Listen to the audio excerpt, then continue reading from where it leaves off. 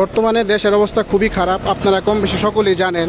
আমার হচ্ছে দুইটা গাড়ি, একটা আমার ছোটো ভাই চালা আর একটা আমি চালাই।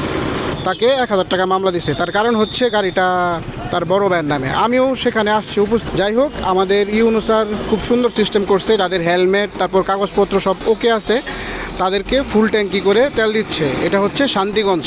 উনি সব কাজ ফালায়া অল টাইম এখানেই সময় দিচ্ছে। এটা ভালো, ঠিক আছে, করুক, জনগণের উপকার হচ্ছে। ফুল ট্যাঙ্কি পাচ্ছে সবাই, কষ্ট করে সিরিয়ালে দাঁড়ানো লাগতেছে না।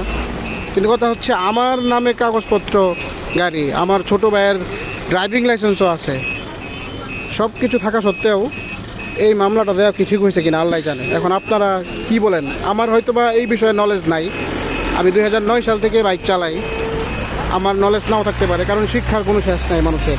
আমি জানতাম এতদিন নিজের বাবার নামে অথবা আপন ভাইয়ের নামে কাগজপত্র থাকলে বাইক চালানো যায়।